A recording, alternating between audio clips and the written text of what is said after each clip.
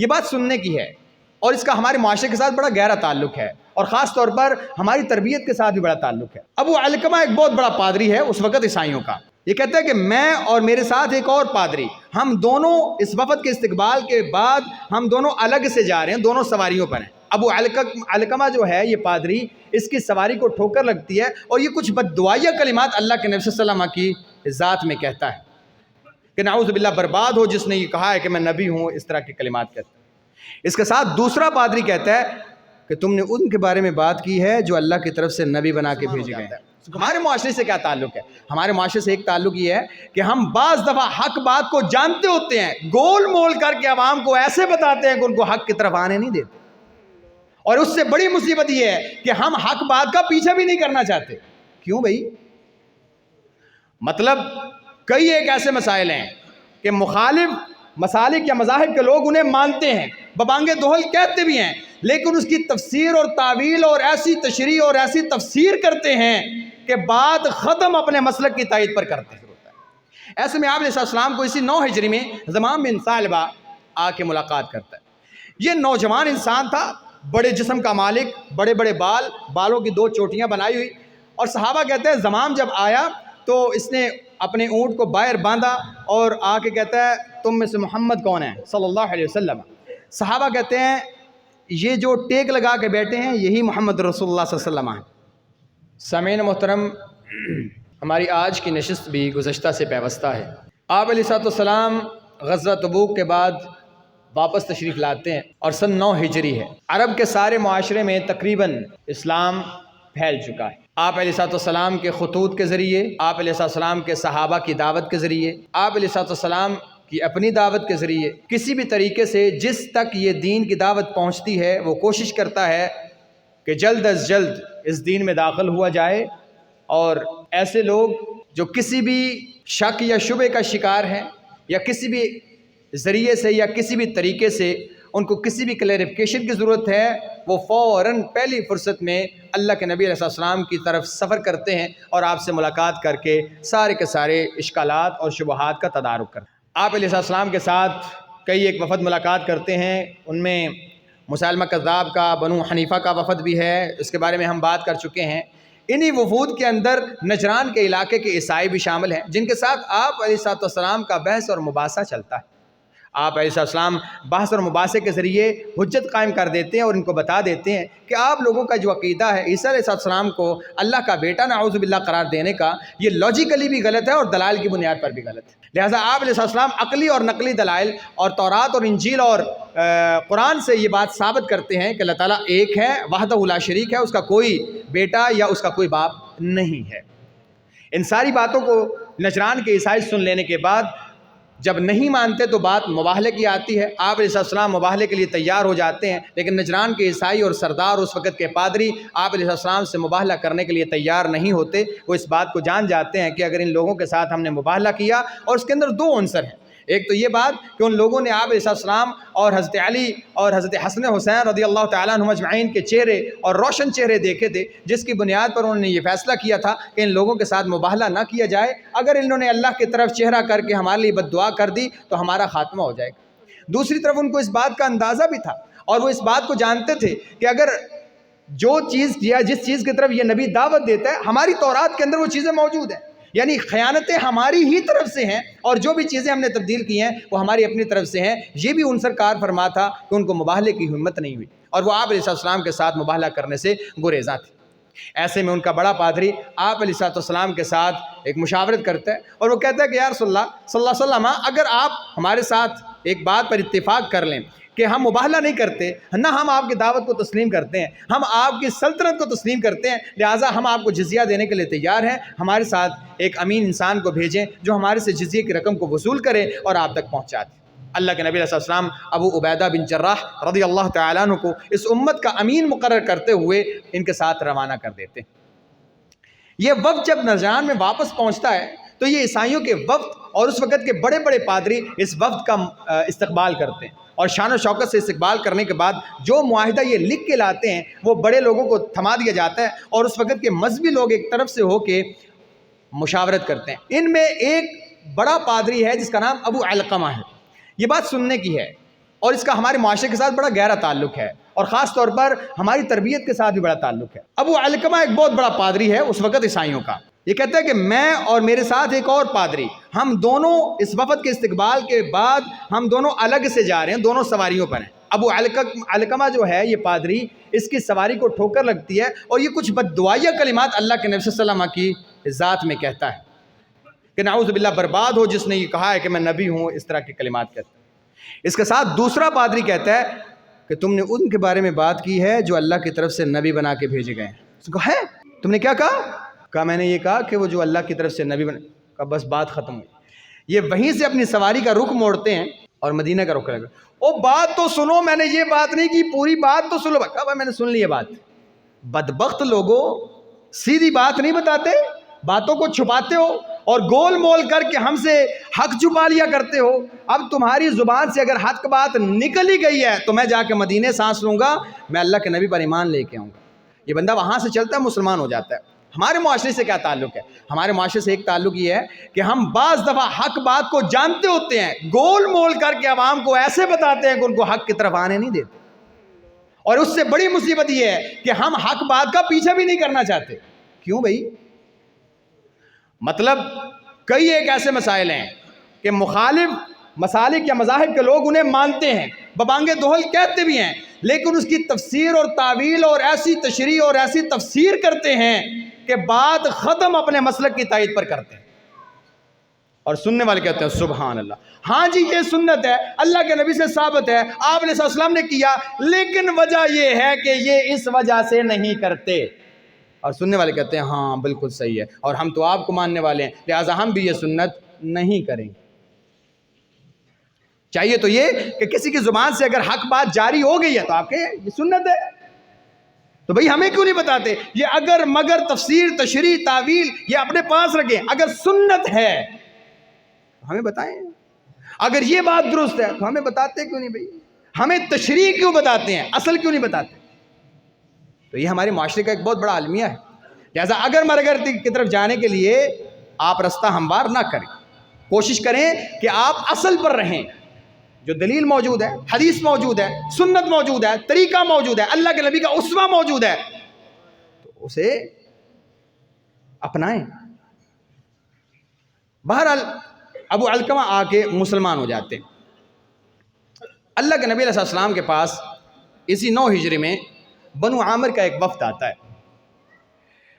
اس وفد کے لوگ آپ علیہ السلام کے پاس رکتے ہیں اور اسلام بھی قبول کر لیتے ہیں۔ اس وفد میں 2 لوگ ایسے ہیں جو انتہائی بدبخت ہیں۔ ان میں اس وفد کا تعلق یا ذکر کرنا مقصود اس لیے تھا کہ ان میں بنو عامر کا ہی ایک بندہ طفیل بن عامر بھی موجود تھا۔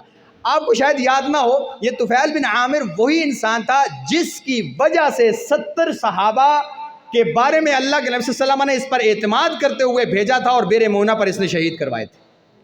یہ یہاں موجود ہے، یہ آیا ساتھ، اور اس نے ابھی تک اسلام اس کے دل میں نہیں گیا اور نہ اسلام قبول کرنا چاہتا ہے۔ اس نے آ کے آپ علیہ السلام سے کچھ باتیں کی اور کہا کہ آپ ایسے کریں کہ میرے ساتھ بات چیت کر لیں، آپ مجھے اپنے بعد حکومت دے جائیں۔ تو آپ السلام نے کہا نہ تجھے ملے گی حکومت، نہ تیری قوم کو ملے گی۔ کہا چلیں ڈیوائیڈ کر کے کچھ حصہ دے دے۔ کہا نہیں ملے گی۔ اس نے کہا میں آپ سے الگ سے بات کرنا چاہتا ہوں۔ آپ السلام نے کہا جب تک آپ مجھ پر ایمان نہیں لاتے میں آپ سے الگ بات نہیں کرنا چاہتا۔ اس کا ایک اور ساتھی ہے اربز نامی، اس کو اس نے پہلے سے کہہ رکھا تھا کہ جب یہ نبی میرے ساتھ الگ سے بات کرے تو تم کوشش کرنا کہ اس پر وار کر کے اس کو قتل کر دو، نعوذ باللہ من ذالک۔ اب باتوں میں الجھا کے بات چیت، آپ صلی اللہ علیہ وسلم بات چیت کر رہے ہیں اور پورا انہماک کے ساتھ اس کی طرف متوجہ ہیں۔ وہ بات چیت کرنے کے بعد فارغ ہو کے جب واپس نکلتا ہے تو کہتا ہے بدبخت انسان ہے تو، تجھے میں نے کہا تھا کہ جب میرے ساتھ باتوں میں الجھ جائیں تو نے ایسے کرنا ہے، وار کرنا۔ کہتا ہے اللہ کی قسم جب کبھی میں نے ارادہ کیا میرا جسم حرکت کرنا چھوڑ گیا، جب کبھی میرے جسم کو میں نے حرکت دینے کی کوشش کی ایسا تھا جیسے سامنے ایک آگ ہے جو مجھے جلا کے بھسم کر دے گی۔ میں نے کوشش بڑی کی لیکن میرے ہاتھ پاؤں جواب دے گے کہ میں اس پر وار کروں۔ بعد میں یہ اربز جو کوشش کرنے والا تھا اس پر آسمانی بجلی گری اور طفیل بن عامر کو اللہ تعالیٰ نے طاعون کی موت دی اور اس کو پھوڑا نکلا اور یہ طاعون کے ذریعے دنیا سے رخصت ہوا۔ بہرحال یہ بھی آپ علیہ السلام کی خدمت میں حاضر ہوتا ہے۔ ایسے میں آپ علیہ السلام کو اسی 9 ہجری میں زمام بن ثعلبہ آ کے ملاقات کرتا ہے۔ یہ نوجوان انسان تھا، بڑے جسم کا مالک، بڑے بڑے بال، بالوں کی 2 چوٹیاں بنائی ہوئی. اور صحابہ کہتے ہیں زمام جب آیا تو اس نے اپنے اونٹ کو باہر باندھا اور آ کے کہتا ہے تم میں سے محمد کون ہے صلی اللہ علیہ وسلم. صحابہ کہتے ہیں یہ جو ٹیک لگا کے بیٹھے ہیں یہی محمد رسول اللہ صلی اللہ علیہ وسلم ہیں. اصل میں آپ علیہ السلام نے ایک صحابی ان کے قبیلے کی طرف بنو بکر کی طرف بھیجا ہوا تھا، تو وہاں سے یہ باتیں سن کے اور صحابی کی تعلیمات اور تبلیغ سن کے تو یہ اس بات کی تائید کرنے کے لیے حاضر ہوا تھا. کہتا جی حضرت صاحب آپ سے چند باتیں کرنا چاہتا ہوں اگر آپ اجازت دیں، لیکن میری باتوں میں تھوڑی سی ترشی ہو سکتی ہے، میرے لہجے میں تھوڑا سا سختی والا لہجہ ہو سکتا ہے، تو آپ سے میں پیشگی بات کر رہا ہوں، میری بات کرنے کا انداز ہی اس طرح کا ہے. تو میں جب آپ سے بات کروں تو میرے باتوں میں میرے لہجے میں سختی ہوگی، آپ اس سے درگزر کیجیے گا. لہٰذا میں چند سوال کرنا چاہتا ہوں آپ علیہ السلام سے. آپ صلی اللہ علیہ وسلم نے فرمایا کہ ٹھیک ہے آپ کیجیے. اس نے کہا میں آپ کو اللہ کی قسم دے کے کہتا ہوں، اللہ کی قسم دے کے پوچھتا ہوں کیا آپ کو اللہ تعالیٰ نے رسول بنا کے بھیجا ہے؟ تو اللہ کے نبی علیہ السلام نے فرمایا میں اللہ کی قسم کھا کے کہتا ہوں کہ اللہ نے مجھے رسول بنا کے بھیجا ہے. کہا ٹھیک. میں آپ کو اللہ کی قسم دے کے پوچھتا ہوں کیا اللہ تعالیٰ نے ہم پر دن اور شام میں رات میں 5 نمازیں فرض کی ہیں؟ کہا ہاں اللہ تعالیٰ نے آپ لوگوں پر 5 نمازیں فرض کی. کہ میں آپ کو اللہ کی قسم دے کے پوچھتا ہوں کیا ہمارا مالوں میں اللہ تعالیٰ نے زکوٰۃ کو ایک مخصوص حصہ فرض کیا ہے؟ کہا ہاں زکوٰۃ کو فرض کیا. کہتا ہے میں آپ کو اللہ کی قسم دے کے پوچھتا ہوں سال میں 1 ماہ روزے فرض کیے اللہ نے؟ کہا ہاں جی اللہ نے روزے فرض کیے. کہ میں آپ کو اللہ کی قسم دے کے پوچھتا ہوں کہ اللہ نے یہ حکم دیا کہ صرف اسی کی عبادت کی جائے، اس کے ساتھ کسی کو شریک نہ کیا جائے؟ تو اللہ کے نبی صلی اللہ علیہ وسلم نے فرمایا ہاں اللہ نے یہ حکم دیا کہ اس کے علاوہ کسی کی عبادت نہ کی جائے. کہتا جی میں آپ کی بات کو تسلیم کرتا ہوں، کلمہ پڑھا مسلمان ہوا. کہا جی میں اس سے زیادہ بھی کچھ نہیں کروں گا، اس سے کم بھی کچھ نہیں کروں گا، جو آپ نے بتایا من وعن اسی پر عمل کروں گا ساری زندگی، اس میں کوئی کمی کوتاہی نہیں کروں گا. جو چیزیں حرام ہیں ان سے بچوں گا، جو چیزیں کرنے والی ہیں وہ آپ نے بتا دی میں وہ کروں گا. بات ختم. یہ وہاں سے اٹھا، صحابہ کہتے ہیں جا کے اونٹ کھولا اور وہاں سے سفر کر رہے ہیں، اللہ کے رسول اس کو دیکھ رہے ہیں اور صحابہ کہہ رہے ہیں اگر یہ سوال کر کے جانے والا یہ جو 2 چوٹیوں والا ہے یہ سچ کہہ رہے ہیں نا کہ میں اس پر عمل کروں گا، اگر یہ اپنی بات میں سچا ہے داخل الجنہ یہ جنتی ہے. یعنی ایک انسان زیادہ سے زیادہ کچھ نہیں کر سکتا تو فرائض پر تو عمل کرے، نہیں نفلی روزے رکھ سکتا تو کم از کم رمضان کے روزے تو رکھے، نہیں وہ تہجد گزار نہیں ہے اور نفلی عبادتیں نہیں، فرضی نمازیں تو پڑھے، اگر وہ صدقات نہیں کم از کم وہ زکوٰۃ تو ادا کرے. تو اگر وہ فرائض پر بھی عمل کر لیتا ہے اور حرام سے بچتا رہتا ہے اللہ کے نبی علیہ السلام نے فرمایا دخل الجنہ یہ جنتی. اگر یہ بندہ سچ کہہ کے گیا نا کہ میں اسی طرح کروں جنتی. یہ بندہ یہاں سے نکلتا ہے، صحابہ کہتے ہیں اپنے قبیلے میں جا کے اس نے ساری باتیں اسی طرح بتائیں اور ساتھ ایک کام کیا. صحابہ کہتے ہیں اس بندے نے اسی وقت دین کی تبلیغ کو ایسے شروع کیا شام کا سورج ڈھلنے سے پہلے پورا قبیلہ مسلمان ہو چکا تھا. عبداللہ بن عباس کہتے ہیں جتنے بھی وفد اللہ کے نبی کے پاس آئے سب سے بہترین انسان جو اللہ کے نبی کے پاس آیا تھا تعلیم لینے کے لیے وہ یزمام بن ثعلبہ تھا. کیوں؟ اس نے جاتی پورے قبیلے کو مسلمان کر لیا. میں یہ پوچھتا ہوں اللہ تعالیٰ نے اس امت کو بہترین امت قرار دیا ہے. کنتم خیر امت اخرجت للناس تأمرون بالمعروف وتنہون عن المنکر. اس کے بعد نبی تو نہیں آئے گا، نبوت اور رسالت کا دروازہ بند ہو گیا. العلماء ورثۃ الانبیاء، وہ وارث بھی چھوڑ دیے گئے. تعلیم اور دین کی حفاظت کا ذمہ بھی اللہ نے لے لیا، قرآن کا بھی حدیث کا بھی، وہ محفوظ طریقے کے ساتھ آپ کے سامنے موجود بھی ہے.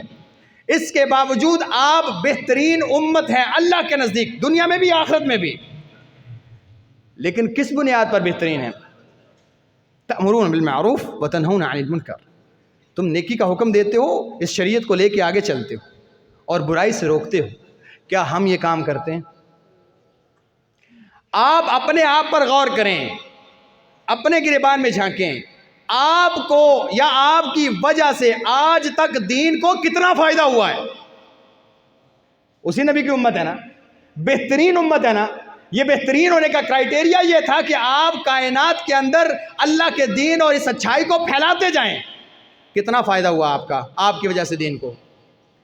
اور دوسری طرف دین کو کتنا نقصان ہوا آپ کی وجہ سے، یہ بھی دیکھ لیں. ہاں معذرت کے ساتھ، دین کا نقصان یہ مطلب نہیں ہے کہ آپ کافر ہو گئے اور آپ نہیں، دین کا نقصان اگر آپ گننے بیٹھیں گے تو حضرت صاحب کہاں سے اس کو میں رفع کروں.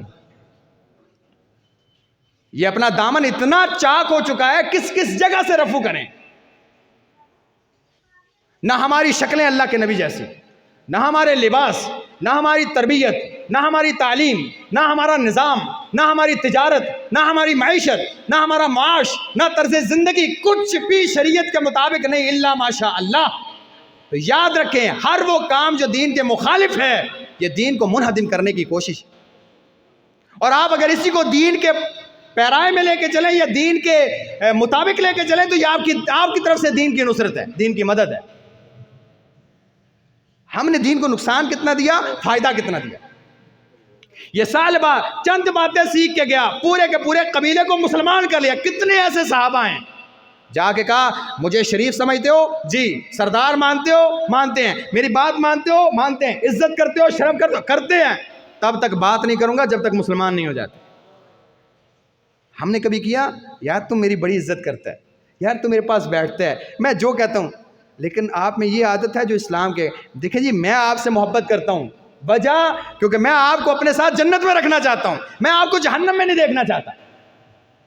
آپ فلاں کام کریں نہیں تو مجھے بڑا دکھ ہوگا. جی کتنے ایسے لوگ ہیں جو آپ کی بات مانتے ہیں اور آپ نے ان کی بات منوا کے آپ کو دین کے قریب کیا. ہم تو اپنے دوستوں کو درس کی دعوت نہیں دے سکتے. آپ کہتے ہو میں نے پتا اس نے جانا. اچھا آپ کو بڑا پتا، آپ کو پتا ہے نا نہیں جانا، لیکن آپ کو یہ پتا ہے کہ ایک جگہ پر اگر میں کھانا نہ کھاؤں تو ہو سکتا ہے میری وجہ سے وہ کھانا چھوڑ دے. لیکن درس کا آپ کو پتا ہے کہ مسجد میں بلاؤں گا تو نہیں جائے گا. وہ جی فلانا اس کا کام ہے، جی کہتے رہتے جی نہیں مانتا. اچھا 2 دن ناراض ہو کے دیکھ لیں، ہو سکتا ہے آپ کی ناراضگی برداشت نہ کرے، نہیں ہوگی اس سے.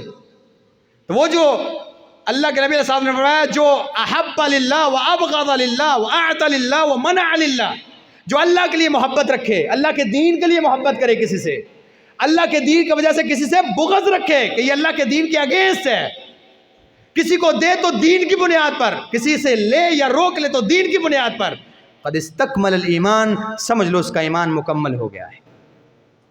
کیا ہم ایمان کے اس لیول پر ہیں؟ نہ. نماز کے معاملے میں، دین کے معاملے شریف، ہر کوئی اپنا جی وہ اپنا دیکھے جی، ہم کیا کریں جی، ہمارا معاملہ ہی نہیں ہے جی. تو پھر تو دین کس نے لے کے جانا ہے؟ کنتم خیر امت، ان کا کیا مطلب ہے؟ آپ بہترین امت ہیں تو وہ کام کریں جو بہترین امت کا کام تھا.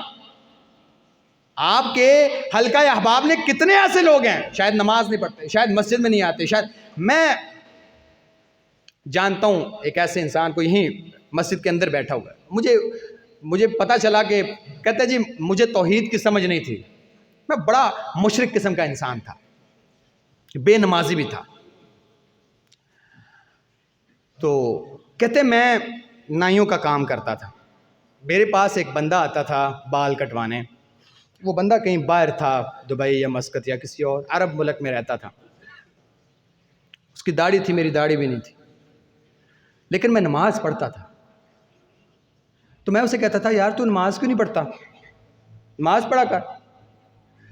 تو ایک دن میں اسے انسسٹ کیا، میں نے اسے فورس کیا، کہتا نماز پڑھنی ہے چل آ. پھر وہ مجھے اپنی مسجد میں لے گیا. میں نے وہاں جا کے دیکھا نماز کا طریقہ تھوڑا مختلف ہے. میرے ذہن میں یہ بات آئی کیوں نہ میں پہلے ایسے پڑھتا تھا اب ایسے ہے، اور اللہ کے نبی صلی اللہ علیہ وسلم کی نماز کا طریقہ تو ایک ہی ہے، کیوں نہ سچ کیا جائے. اللہ نے میرے ذہن کو کھول دیا. وہ دن ہے اور آج کا دن ہے، اللہ نے توحید کی سمجھ بھی دے دی اور نماز بھی سنت کے مطابق کر لی. ہر مسئلہ کسی نہ کسی سے پوچھ کے کرتا ہوں. وہ بے نمازی انسان وہ اس انسان کی تربیت کا اور اس کی توحید کا سبب بن گیا. کیسی بات ہے؟ شاید اسے اس بات کا اندازہ بھی نہ ہو، لیکن یہ انسان جب تک توحید پر کاربند ہے اسے اجر ضرور مل رہا ہے. شاید اسے یاد بھی نہ ہو، لیکن اللہ نہیں بھولتے، اللہ نہیں بھولتا کس نے کہاں پنیری لگائی اور کس درخت کو میں نے چھاؤں دار بنانا. اللہ نہیں بھولتے. تو پنیری سمجھ کے لگا جائیں، اپنا حصہ ڈال جائیں، انگلی کاٹ کے شہیدوں میں نام تو لکھوا جائیں. ہم نے بچے تو نہیں دیے، دوست تو دو، خود تو شریک ہو دین کے معاملات میں، دین کی مدد کے لیے، لیکن ہم وہ بھی نہیں کرنا چاہتے. بہرحال سالبہ نے پورا قبیلہ مسلمان کر لیا شام سے پہلے. اسی 9 ہجری میں اللہ کے نبی صلی اللہ علیہ وسلم کے پاس ایک پرانا واقف آتا ہے، اس کا نام عبداللہ بن طارق ہے. عبداللہ بن طارق کہتے ہیں، اپنے ایک دوست کو بیان کرتے ہیں جامع بن شداد حاربی، وہ کہتے ہیں کہ مجھے عبداللہ بن طارق نے کہا، میں مکے میں سوق المجاز ایک لگتا تھا، بازار لگتا تھا ایک مکے کے اندر، میں وہاں پہ تجارت کرتا تھا، مال بیچتا تھا. وہاں پہ میں نے ایک دفعہ ایک بندے کو دیکھا، وہ نا لوگوں کو کہہ رہے قولوا لا الہ الا اللہ تفلحوا، اوے لا الہ الا اللہ پڑھ لو فلاح پا جاؤ گے. اس کو کھڑا ہو، اس کو کھڑا ہو، اس کو دعوت دے، اس کو دعوت دے. اس کے پیچھے ایک نوجوان سردار جیسے ہی وہاں پہ پہنچتا، وہ پیچھے کہہ رہا ہوتا، جھوٹ بولدا جے، نہ منیا جے اور نہ سنیا جے، جھوٹ بول رہا ہے، اوے نعوذ باللہ پاگل ہے، مجنون ہے، وہ چھوڑ اس کی نہ سنی. وہ دعوت دے رہا، پیچھے کہنے والا اس کی باتوں کی تردید کرتا جا رہا. میں نے لوگوں سے پوچھا یہ کون ہے؟ کہا یہ جو آگے آگے بندہ جا رہا ہے نا، یہ بنو ہاشم کا ایک نوجوان ہے جو کہتا ہے کہ میں نبی ہوں، یعنی وہ محمد رسول اللہ صلی اللہ علیہ وسلم آتے. اور یہ جو پیچھے ہے یہ اسی کی قبیلے کا سردار، اس کا سگا چاچا ابو لہب ہے. کہتے پھر اسلام پھیل گیا، مکہ فتح ہو گیا، میں اور ایک جگہ پر ربضہ نامی جگہ پر میں شفٹ ہو گیا، ابھی مسلمان نہیں ہوا تھا. وہاں سے میں مدینے کا ایک دفعہ میں نے سفر کیا، میں نے کچھ کھجوریں لینی تھی اور تجارت کی غرض سے میں مدینے گیا. مدینے سے باہر ہی میں ایک دفعہ وہ ہم نے پڑاؤ ڈالا اور وہاں سے کچھ کپڑے شپڑے تبدیل کر کے ہم نے شہر میں داخل ہونا تھا. تو ہمارے پاس ایک اونٹ تھا، تو ایک پرانی چادر لے کے ایک بندہ پرانی سی چادر میں لپٹا ہوا سر پہ لی ہوئی ہے اور کہتا ہے آپ نے اونٹ بیچنا ہے. میں نے کہا جی بیچنا ہے. کہا کتنے کا؟ ہمارا سودا طے ہوا، ایک کھجوروں کے ایک مقدار طے ہوئی کہ اتنی کھجوروں کے بدلے میں آپ کو اونٹ دے دیں گے. ویسے بھی ہم کھجوروں کی تجارت کے لیے آئے تھے، کھجوریں خریدنی بھی تھیں، تو اونٹ دے کے ہم نے کھجوریں لینی. باتوں میں اتنا مگن ہوئے کہ اس نے اونٹ کی مہار پکڑی اور لے کے مدینے چلا گیا. ہمیں کھجوروں کا اور پیسے لینے کا یاد ہی کوئی نہیں رہا. جب بات چیت ختم ہوئی، یعنی ہمیں یہ ہوا کہ سودا اچھا طے ہو گیا اور اسی خوشی میں ہمیں پتہ ہی کوئی نہیں ہے. تھوڑی دیر گزری تو ہم نے کہا اوے بندے کا پتہ ہے کہ کون ہے؟ کہا نہیں. کہا تو اونٹ بھی گیا اور کھجوریں بھی گئی. ہمارے ساتھ اسی قافلے میں ایک عورت تھی جو ہودج سے سارا معاملہ دیکھ رہی تھی. اس عورت نے وہاں بیٹھ کے دیکھا اور ہمیں کہا پریشان نہ ہو، تمہاری کھجوریں کہیں نہیں جاتی. کیوں؟ تم جانتی ہو اسے؟ کہا نہیں میں جانتی تو نہیں ہوں، لیکن تمہارا سودے کی طرف دھیان تھا اور میرا اس کے چہرے کی طرف تھا. اس کا چہرہ ایسا نہیں تھا کہ جو خیانت کرنے والا. مجھے اس کے چہرے سے پتہ چل رہا تھا کہ یہ بندہ جھوٹ نہیں بول سکتا اور یہ خیانت نہیں کر سکتا. تھوڑی دیر گزری کہ ایک بندے نے کھجوروں کا تھیلا اٹھایا ہوا، اس نے کہا جی مجھے وہ آپ سے جو اونٹ لے کے گئے انہوں نے کہا ہے پہلے ان کی ضیافت کرنی ہے، آپ پیٹ بھر کے پہلے کھجوریں کھا لیں، اس کے بعد اپنی کھجوریں پوری کر لیں. ہم نے پہلے رج کے کھجوریں کھائیں، پھر اپنی کھجوریں پوری کی، اور اس کے بعد ہم مدینے میں داخل ہوئے تو میں نے دیکھا کہ وہی نوجوان، وہی شخص جس نے ہم سے اونٹ لیا تھا، وہ مسجد نبی میں خطبہ دے رہا ہے. اور جو پہلی باتیں میں نے اس کے منہ سے سنی وہ یہ تھیں کہ اللہ کے بندو، اللہ کے راستے میں صدقہ کیا کرو. الید العلیٰ خیر من ید السفلیٰ، دینے والا ہاتھ ہمیشہ اللہ کو لینے والے ہاتھ سے زیادہ محبوب ہوتا ہے، صدقہ کیا کرو. تو میں نے اس وقت آپ صلی اللہ علیہ وسلم سے وہ باتیں سنی اور میں مسلمان ہو گیا. یہ وہ بندہ جو ایسے میں آپ علیہ السلام کے ساتھ یہ ملاقات بیسیکلی ایک تجارت کی غرض سے تھا، لیکن آپ علیہ السلام کے اس اخلاق کی وجہ سے اور آپ کی دعوت کی وجہ سے یہ مسلمان ہو جاتا ہے.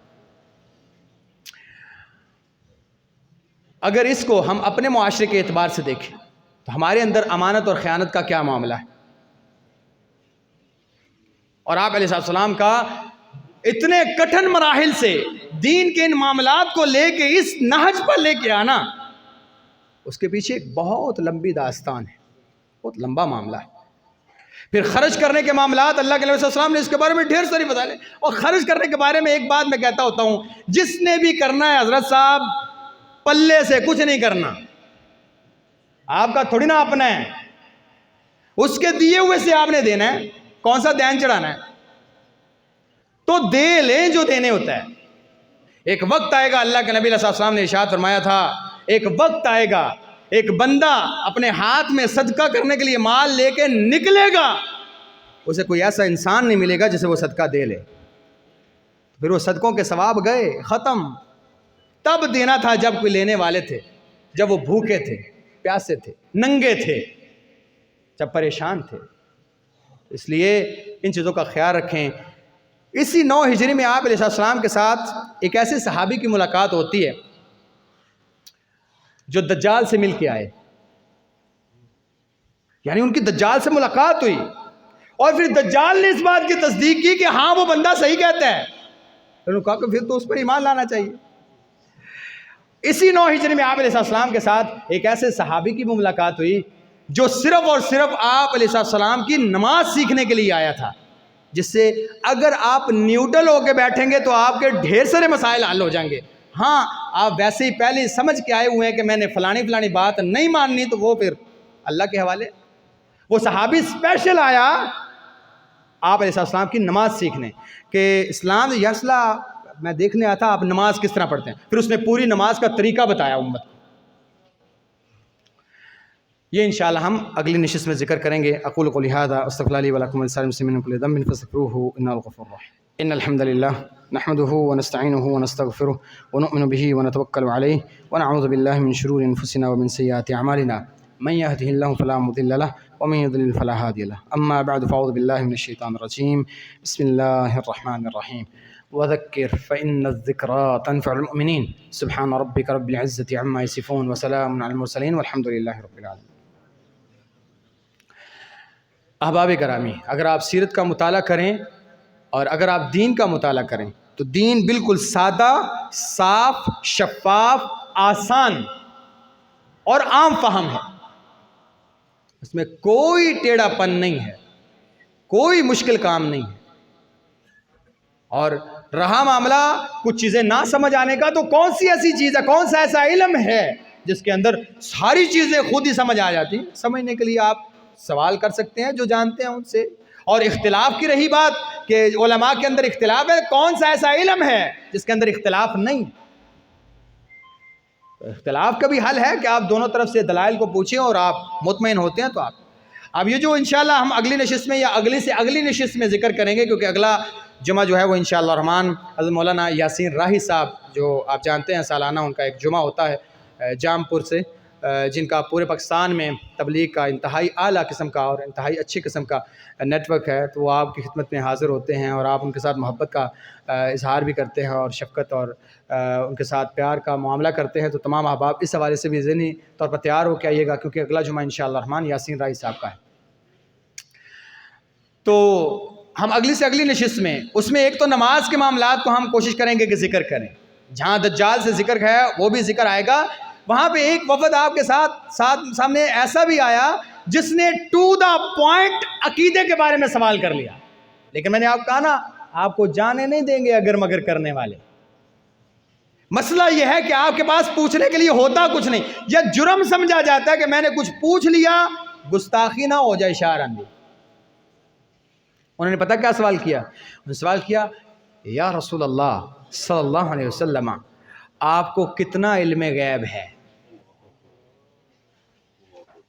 یعنی علم غیب آپ کتنا جانتے ہیں؟ اللہ کے نبی علیہ السلام مسکرا پڑے. اب یہ مسکراہٹ ہاں تھی یا نہ تھی یہ تو ہم انشاءاللہ اپنی جگہ پر ذکر کریں گے.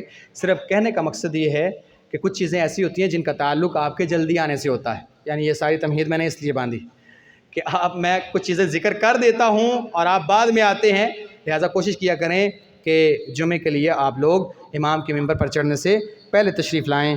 آپ کے بچے وہ اس کو سن لیں. میرے لیے تو صدقہ جاریہ ہوں گے انشاءاللہ, آپ کے لیے وہ صدقہ جاریہ ہوں گے. تو ہم اللہ تعالیٰ سے دعا کرتے ہیں, اللہ تعالیٰ ہم سب کے گناہوں کو معاف فرما, اللہ ہم سب کے گناہوں کو معاف فرما, اللہ ہم سب کے گناہوں کو معاف فرما، ہم سب کے نیک اعمال قبول فرما، اللہ ہم سب کے نیک اعمال قبول فرما، اللہ ہمارے گناہوں کو معاف فرما، اللہ ہمارے گناہوں کو معاف فرما، اللہ ہمیں ہمارے والدین کے لیے صدقہ جاریہ بنا، اللہ ہمیں ہمارے والدین کے لیے صدقہ جاریہ بنا، اللہ ہمیں ہمارے والدین کے لیے صدقہ جاریہ بنا، اللہ ہماری اولاد کو ہمارے لیے صدقہ جاریہ بنا، اللہ ہمیں زندگی اسلام والی موت کامل ایمان والی عطا فرما، اللہ زندگی اسلام والی موت کامل ایمان والی عطا فرما، اللہ توحید کی سمجھ عطا فرما، اللہ شرک سے محفوظ فرما، اللہ دنیا کے فتنوں سے محفوظ فرما، اللہ دنیا کے فتنوں سے محفوظ فرما، اللہ قبر کے عذاب سے محفوظ فرما، حشر کے عذاب سے محفوظ فرما، اللہ صحت اور سلامتی کے ساتھ دوبارہ رمضان کی گھڑیاں نصیب فرما، اللہ صحت اور سلامتی کے ساتھ دوبارہ رمضان کی گھڑیاں نصیب فرما، اللہ صحت اور سلامتی اور عافیت کے ساتھ دوبارہ رمضان کی گھڑیاں نصیب فرما، اللہ جو لوگ فوت ہو چکے ہیں اللہ کرور کرور جنت عطا فرما، اللہ ان کی قبروں کو وسیع فرما، اللہ ان کو قبر کے عذاب سے محفوظ فرما، اللہ جنت میں اعلیٰ مقام عطا فرما، اللہ ہمیں ہمارے والدین کے لیے صدقہ بنا، اللہ ہمیں اپنے نبی کی شفاعت کا حقدار بنا، حوض کوثر کا جام ہمیں نصیب فرما، اللہ ہمیں محشر کی گرمی سے محفوظ فرما، اللہ جہنم کے عذاب سے محفوظ فرما، اللہ جنت میں اپنے نبی کی رفاقت عطا فرما، اللہ ہم سب کے گناہوں کو معاف فرما، ربنا تقبل منا انك انت السميع العليم وتب علينا انك انت التواب الرحيم وصلى الله تعالى على خير خلق محمد وعلى اله وصحبه اجمعين برحمتك يا ارحم الراحمين.